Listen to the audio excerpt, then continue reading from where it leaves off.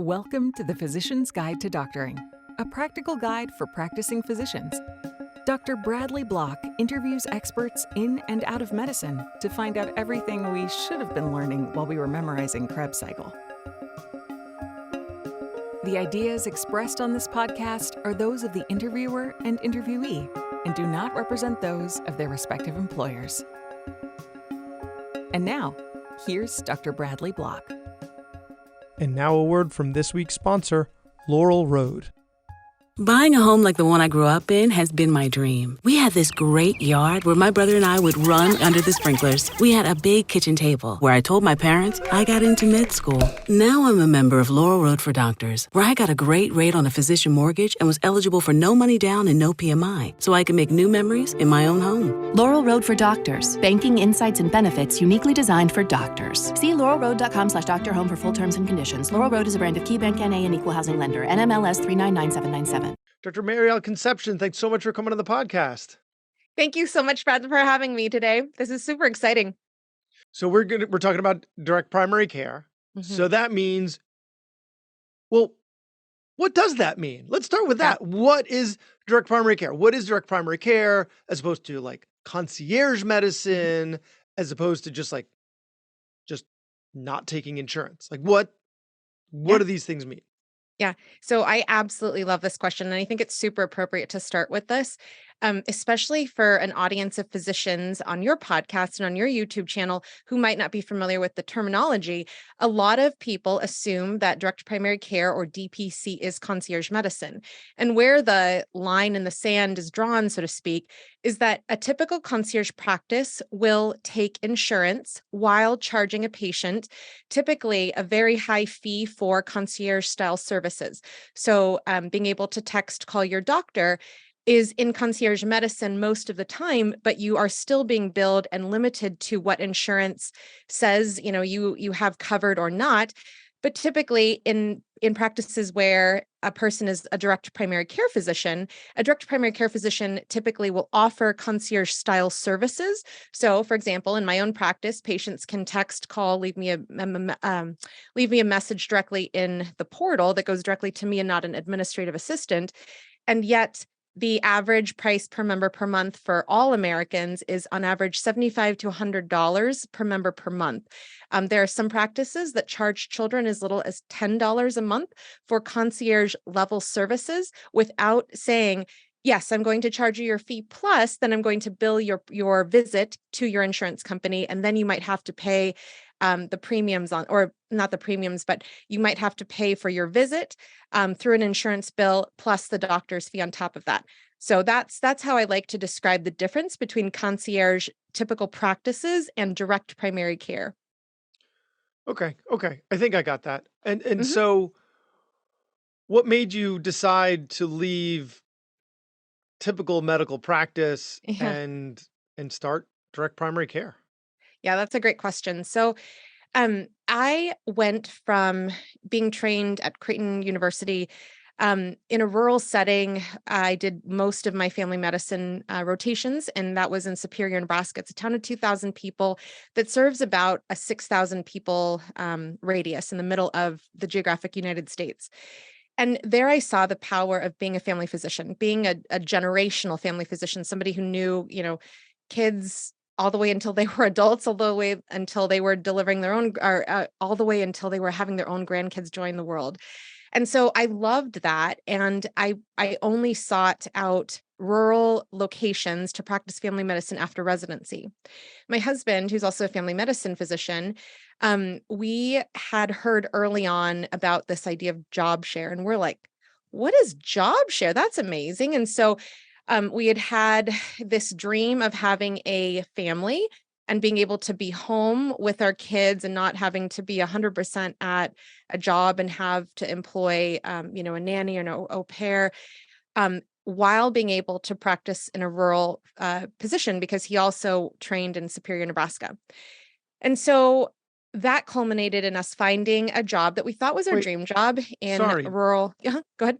Job share. What? Yeah. I mean, it sounds like two people together are one full-time one FTE, one full-time employee. Yep. So, okay. Yeah, that's it exactly. And so, a little backstory. There was a lovely obstetrician who we worked with at one of our rotations in OB, and we asked him one day. We're like, "Oh yeah, how old are your kids?" And he's like, "I I think 26, but they live in Chicago, and I don't live with them, so I don't actually remember." And that was one of the, impressionable moments where we're like, we want to have a family, but we want to be able to be there with our kids. So a job share, correct, is a job that is shared by two people to make one equivalent worker, one FTE. And so when we moved to Northern California, we both did residency at the same location. We chose to pursue a job in rural Northern California where we were able to do full scope care. That was what we thought was our dream job. And then after the golden handcuffs of here's your bonus sign on and here is your salary, then it was okay. So now we're going to go to RVUs. And we had to negotiate fairness of RVUs. For example, our RVU rates were being calculated at a 2017, 2018 rate, even though it was no longer 2017, 2018. And we had to fight to prove that. And the battle of being paid fairly while still being able to protect the time that we had with patients to maintain the quality we had with patients was just continuously it was in a continuous battle in terms of like how we felt the situation was going. So it was September of 2020 when I was 28 weeks pregnant with our second child, and negotiations pretty much stopped because there was a turnaround of admins at the company we worked for. And we basically both got a letter that said, well, you can either consider yourselves terminated unless you sign the RVU contract that we determine is appropriate. And so knowing this history of inappropriate contracts and inappropriate RVU compensation, in my opinion, we were given this letter of you're going to be fired or else. And I said, well, thanks, but no thanks. I can't be enslaved to take care of my patients based on how an admin, dictates is appropriate. Oh, And no, so, no, yeah, no. yeah. Maryal, if you really cared about your patients, then you would take whatever they give you, right? That's I'm kidding. I'm unfortunately, kidding. yeah, I'm kidding. that's I'm kidding. unfortunately But the that's what they the sell you, and feel. that's what Yep. that's what they make you feel. Mm-hmm. That's how they make you Yep. feel. Yeah. And it's And they're it's just gonna so. pocket the difference. Yeah. Yeah.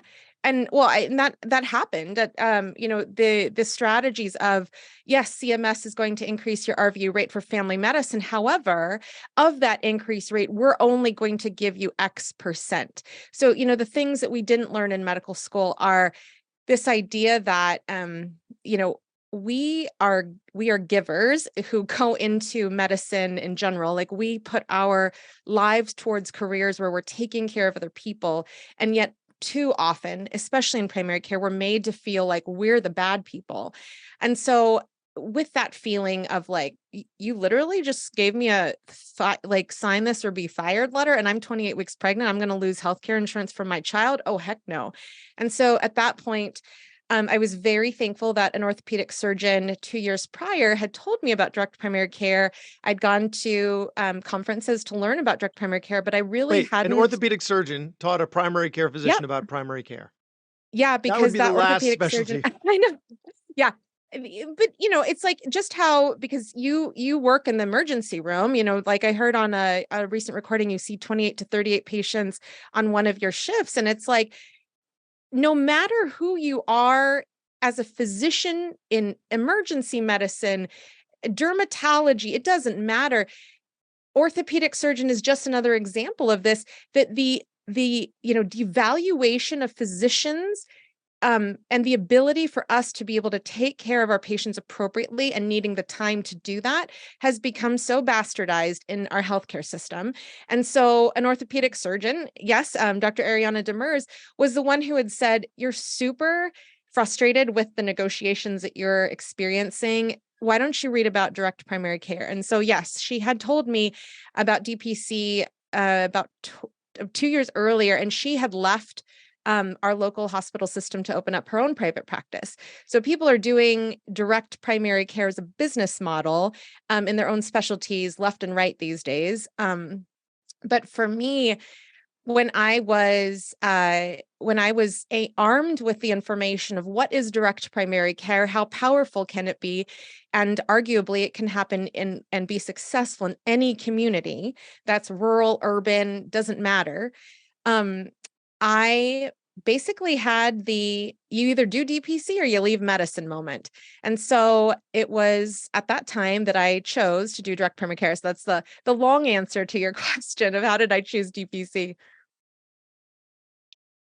And then come on, I feel like the story's rolling. And then what happened? Yeah. So it is. I mean, honestly, I am every single day, I tell as many people, that's patients as well as physicians included, about direct primary care, because the model, in my opinion, is really at the crux of how we change the quality and the accessibility and the availability of primary care, as well as, like I mentioned, specialists are choosing direct primary care all over as a business model all over the nation. This is really how we return healthcare to the people and give Americans the healthcare that every single human being deserves who happens to be physically in the United States of America. And so when I say that, again, I go back to people are paying $10 a month for their child to have access to their doctor. So for example, yeah, you have a rash. That stinks. Go ahead and text me a picture of that and we can see what we can do. And if I need to see you in person, then we'll do that. But in general, direct primary care is so powerful in terms of reaching, again, accessibility, availability, and affordability to all Americans, that I have this passion of continuing to share about direct primary care and highlight the physicians doing direct primary care as an everyday part of my life. And so in addition to seeing patients, I also host a podcast, and that's how, we connected. And my podcast, My DPC Story, is literally highlighting physicians all over the country who are doing direct primary care and how they're doing it. Because at the root of it, it's not only education about DPC, but it's also a set of, it's a series to give other physicians, no matter what specialty they're in, the tools to say, oh, look, they didn't go to business school either, but yet they own their own business and they're successful in rural, urban settings. It doesn't matter. Wow, I could do that too.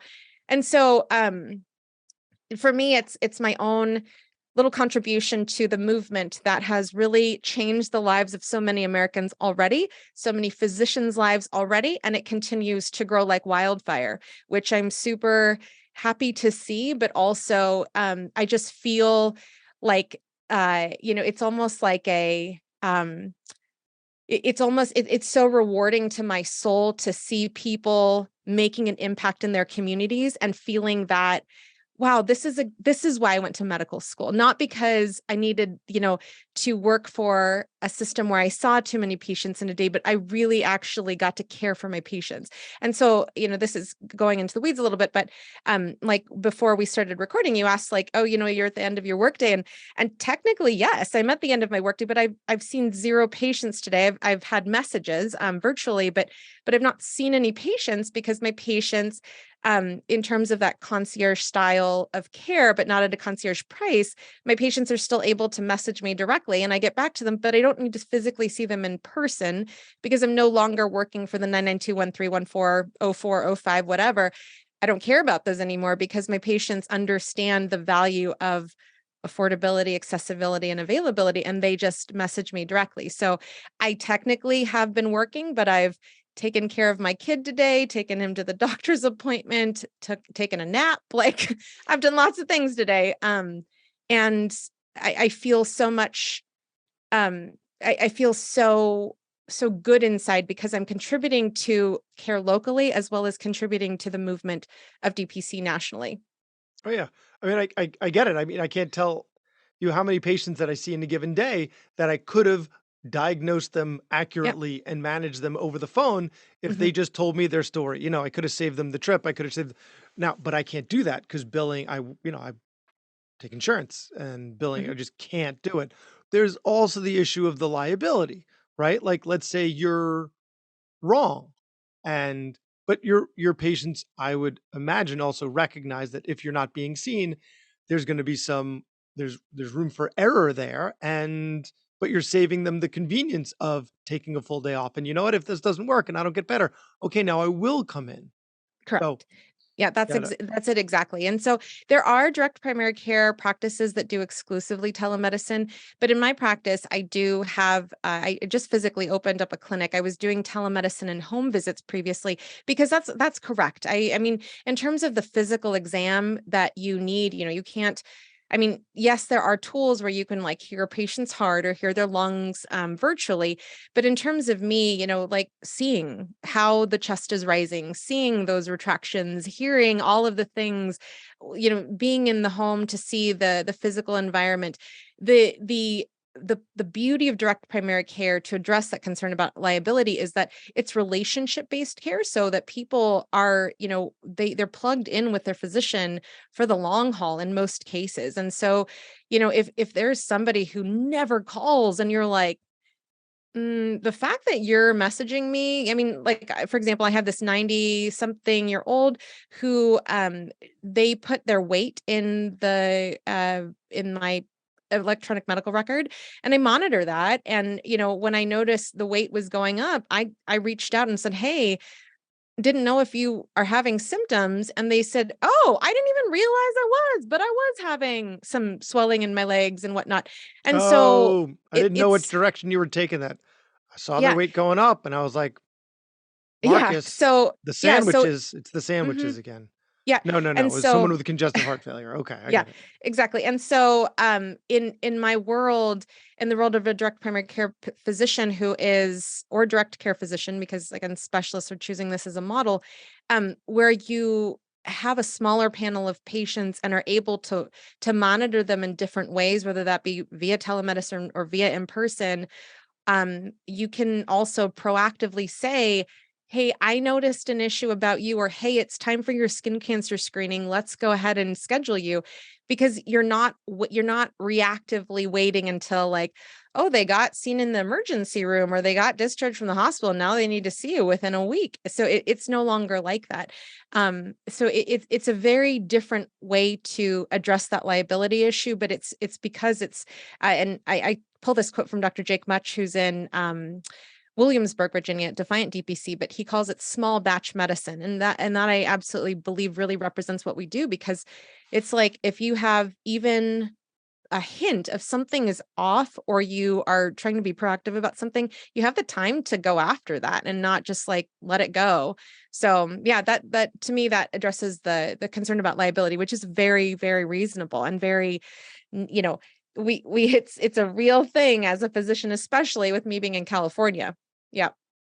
So how does you touched on it when we were comparing DPC to concierge, but like how does your compensation work? How does your Mhm. business model work?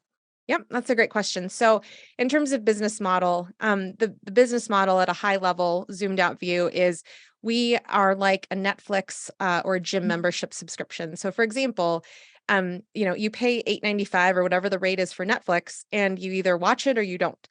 The same thing in direct primary care. So, a patient pays a set rate per member per month, depending on what the doctor sets or what the direct primary care company sets. And then that's what the patient understands is their share per month, and to have, as a result, access to their doctor when they need them.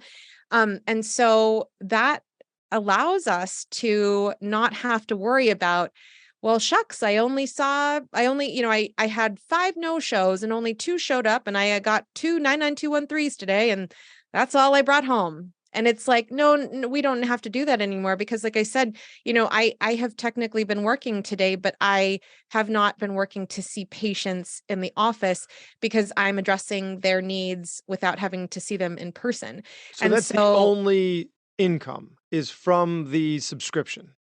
well, so that is how some people do their direct primary care membership. There's a saying that I absolutely love: if you've seen one DPC, you've seen one DPC. So that's the zoomed out level of membership, which is in most cases the typical direct primary care value proposition to patients. But then other people do, and like I'm one of those people. I charge extra for if there's procedures, because lidocaine costs a ton more than it used to. For different procedures, for skin biopsies, for doing skin cancer screening, for doing, non-member services. I do offer, because my community is it is such a medical desert, and it is so in need of basic things like availability for pap smears. Like, people can't even get in to see a gynecologist. And there's very few primary care physicians in my area.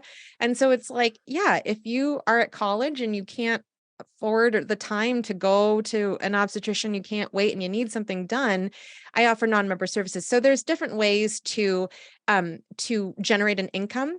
And then also in terms of, But again, you're depending not on, billing that through insurance. Like, you're so not that's a billing great the question. biopsies through insurance, or do you bill them and then they can go after the insurance company for the difference? Yep, that's a perfect question. And I really appreciate you asking that. So, and that's actually something that I am working to clarify in my own area. So if a patient comes in who's not a member of my practice, but they need something like a pap smear, I will charge them a rate. And so my rate is $50 for me to perform the pap smear. And all the services, it's a transparent price. In terms of what happens with the pathology sample, that is billed to insurance.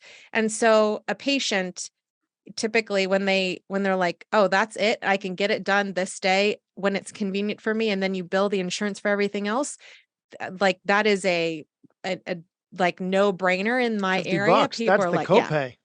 yes, exactly. And so that's how a lot of direct primary care practices who offer non-member services will operate. And then even for members can have the choice whether, like, for example, labs. So transparently, a CBC is less than $5 typically at a national lab service company. And so a patient can be told by their DPC physician, if they're a member, typically, your CBC is either $5 if you go here and you pay directly, or you can use your insurance, and magically in the black box, it will be translated to whatever the insurance company wishes to value that CBC at. And so, I've had a lot of patients who chose, oh no, I'll just do the insurance, because that's our culture. It's just like, Yeah. charge that insurance card just like a credit card. And then magically there's a number at the end, like a flu shot costing $184 for my son one year. And so we learned the hard way, like, well, we're not going to do that again. But for labs, again, going back there, my patients now are like, oh yes, vitamin D not covered by Medicare, I'm going to go ahead with the less than $20 option for that one. Thanks. Yeah. So it's, there's different ways to, address that value proposition. But in terms of going back to the question of how do we make our income, there's ways to charge through membership, which is you have X number of members per month paying you on average this amount of money, and that's your take home minus your overhead. Super simple, high level, math there. Yeah. Okay. How does your patient population differ from your experience with taking insurance to DPC? Yeah. Are they more or less educated? Is it higher or lower socioeconomic status? More or less demanding? More or less medically complicated? Or pretty similar? Yeah. So what I would say is that is exactly, I think, the reason why direct primary care is able to thrive in any community, because the direct primary care physician, their value proposition, no matter how they, how they personalize their DPC to their community, that will attract certain people.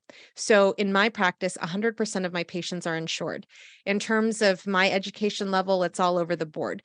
But in terms of the people who believe in my practice and who have joined, they understand that the nearest urgent care is 30 minutes away, and you can't get there on Saturdays and Sundays because then they're not open. And so there's practices who are in, very, very heavily corporatized urban settings, but the availability of having a transparent rate and an affordable rate for a college student or for a parent who has multiple children. The people who join really depends on who understands in that community the value of the direct primary care physician's model. So there are practices where 60% are uninsured. There are practices where 60% are employed, and it's their employer who provides the direct primary care membership for them. It very much differs all over the country.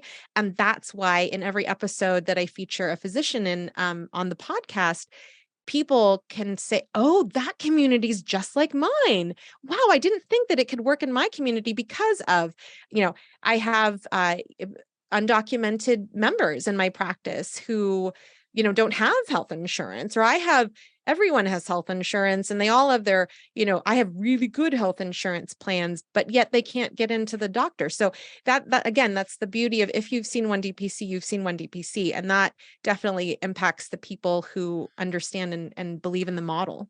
Yeah, I was thinking about the undocumented population because, Yeah. right, they're stuck getting it because they can't get insurance. They're like stuck in what seems like an untenable situation and Yeah. nowhere to go. And it seems like it would be a great model for them in particular. And So I mean, there's examples like Dr. Wendy Malaska in Wisconsin, Dr. Belena Mott in Michigan. They are taking care of undocumented, people in this country, and there's situations where it's like, well, I ran out of my insulin. How am I supposed to get insulin because I don't have insurance when their patients have come over from different countries? Or, there's people like Dr. Dipti Munkor who takes care of people who for 6 months they're in India, and then when they come back, they need, somebody to take care of them. And that type of service is offered. And then when you talk about just undocumented people, the other thing too is that even if you have, like in California, we have Medi-Cal, not Medicaid, but it's like there's no access. I mean, like, for example, even like in the summer of this year, if you're over 50, no matter who you are in the state of California, you can get access to Medi-Cal.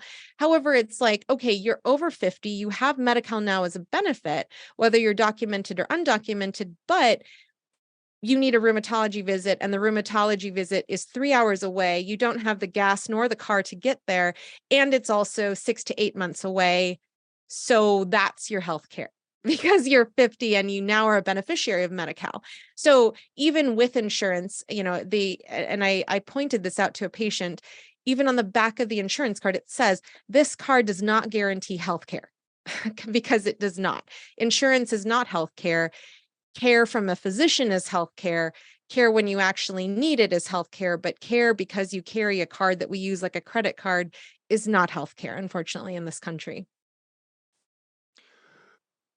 how did you grow your practice? Like, how did you get the word out for people, right? As you said, people have it in their minds that they just use their insurance card like a credit card. Like, of course, I'm Yeah. going to run it through insurance because it has to be run through insurance. Like, how did you start reaching out to people and going, hey, this is a thing. This is the thing that Mhm. you will really appreciate if we do this together?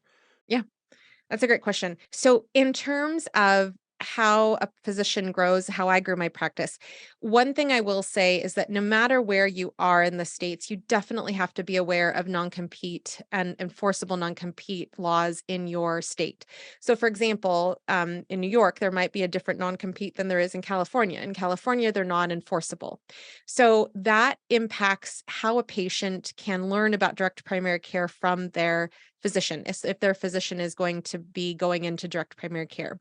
So that is something for especially those early on in training, medical students, residents to keep in mind if they can negotiate out of their contract non-competes, or if they're in a state that's not enforceable, or that where a non-compete is not enforceable, it's null and void, doesn't matter. In terms of when a patient is learning about direct primary care and is attracted to and then joins a direct primary care practice, that's going to differ depending on the patient and the location and the offering of the DPC physician. But in terms of typically what happens is there's usually this threshold of a direct primary care physician will either open, like Dr. Kissy Blackwell in Wichita Falls, Texas, who opened How do you with remember all these 200 people's names? You've name dropped so many people from all of your episodes. Like, I can't keep a person's name in my head for more than 30 seconds. And you remember everybody's first and last name and pronounce it impeccably, I think. This You is could also be making all these people up. Are you making all these people up? I definitely am not doing the latter, but this is how much each one of those people is really impacting healthcare in America, right? It's like they mean so much to me because they are doing this basic healthcare right for, I mean, that they're doing, but they're providing this basic human right is what I meant to say to people in their communities and making such a difference every day. And for a primary care physician, it just makes me so happy that I am able to be in the space with these people. So that's, for me, that's how I remember not only their names, but their stories. And so she opened, Dr. Kissy Blackwell, with 278 people on her waiting list before she opened her doors. And then there's people like myself, I opened with 0 and grew from there. But in terms of how people grow, usually there is this threshold of word of mouth, and around 50 patients, 100 patients, then everyone's like, oh, everyone's telling other people about, oh yeah, I just texted my doctor, no big, like, sorry, you had to go to urgent care for, a strep swab when you could have done that for like $15 or something, or included in your membership. And then people start becoming the value proposition and the advertisement for your practice. And so it really allows, again, it allows that autonomy from a physician, but then it allows the physician to just do what they need to do. Now, there are markets like the direct care physicians in Pittsburgh. It's a group of people who are physicians. Currently, they're all females. Where they each have their own practices, but together they're collaborating to have a marketing campaign to be seen and heard above the offerings that are corporate in Pittsburgh. But in terms of, that word of mouth, that is typically how a direct primary care practice will grow. And then how to get that word of mouth going, people do it all different ways. They go to BNI meetings, they go to Chamber of Commerce meetings. They just, go into the local subway and tell the owner, hey, like, if you're looking for healthcare, I'm open. In terms of my practice, I was very fortunate because I practiced for almost 6 years in my neighborhood. And so being again in a medical desert, my patients who joined immediately, it was very humbling because my patients, all who joined in the first year, were just like, I can't lose you. Like I have very much, valued our relationship as a physician patient, and I can't lose that because there is nothing else like this up here. And that was when I was in fee for service, which makes me so happy that they understood that this is even better than that at my private practice. Yeah. Have you had any proceduralists that you've encountered, like surgeons? Like you mentioned the orthopedic surgeon, right? And you said not direct primary care, but direct care. Uh-huh. So I know it's not in your practice per se, but what about some of these like higher cost procedures, Yeah. right? Do you know how any of that works? Yeah, that's a great question and so needed. So the first example I love to say is that, a family practice doctor, primary care doctor can be doing procedures left and right because, that might be within our wheelhouse and our training. So for example, circumcisions, biopsies, colposcopies, those types of things, even deliveries, like people in C-sections, people in primary care do those things still. When it comes to specialists who are doing procedures, I like to highlight options like the Surgery Center of Oklahoma and the Wellbridge Surgical Center in Indiana. Those are places where literally you can go on the website and say, I need a colonoscopy or whatever it is, and you can get an estimate as to this is how much it costs. So when a person is open to, okay, my plane ticket on Southwest plus the hotel on hotels.com plus the surgery is still less than what I would have paid through using my insurance benefit, and I have the time to take off of work, well, I'm going to do that. Sure. So there are places where physicians are getting together and collaborating to say, yes, together as specialists, we can offer a whole surgical center even as an option. So different types of surgeries happen at those surgical centers. People who are doing things like neurology, endocrinology, rheumatology, dermatology, let's see, what else? Gastroenterology. There's so many examples of where people are saying, okay, this portion of my practice, I can have either an insurance rate or a cash rate, or they're just saying, no, I just do all cash. And so that really depends on how a person is, using their skills in specialty care and where their patients are able to get access. If they are finding that a cash price is what allows them to fill their practice, then they'll do that. If they're finding that, because there are some hybrids out there that a patient will want to use their insurance for services, they can be apart from a corporate location, but still offer insurance-based care. I forgot to mention cardiology. That's also a big one where people are doing, all outpatient cardiology, workups, visits, all of that stuff, because there's no accessibility and they're just paying cash. So there's so many options, and the options are out there for any specialty. I mean, even vascular surgery. I was talking to somebody who's a dear friend, and they were saying, even if I just did the ultrasound review for people, just that portion I could be charging a cash rate for and have, a very quick turnaround versus if they had to see me in the office. And because that person is, licensed in a state rather than a county, that service could be helpful for people all over the state that they live in. So there's so many options. And this is where I really appreciate like you asking these questions, because again, your audience is the same type of people that we went to medical school with. And it's like, we didn't learn that this was an option in medical school and residency. It was just,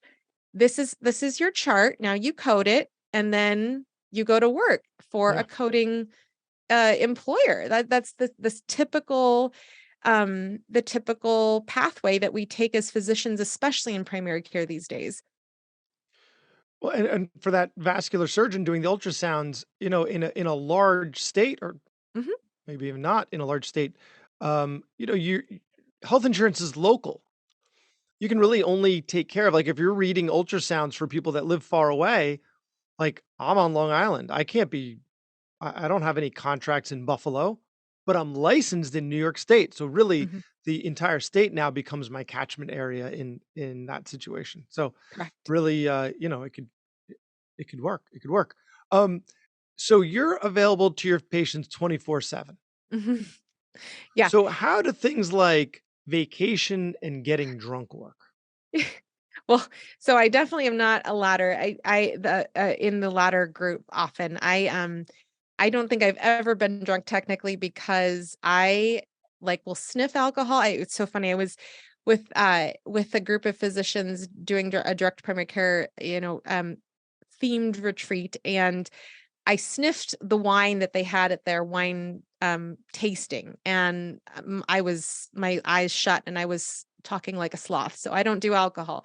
But in terms of the 24/7 and vacation and just, the idea of not creating another burnout situation, the beauty of direct primary care is that because it's a relationship-based practice, patients for the majority of the time, and this is all over the nation because I often ask this question of my own guests, is that the patients do not have the anxiety of, oh my gosh, I'm not going to get in for 6 months, so I have to ask all the questions right now, or I have to ask after hours because that's when I remembered. And it's like, no, you actually have access to your doctor when you need them. So they are very mindful and respectful most of the time, that it's like, my doctor, we got to take care of our doctor so that they can take care of us. So they typically will, like Dr. Julie Gunther in Idaho.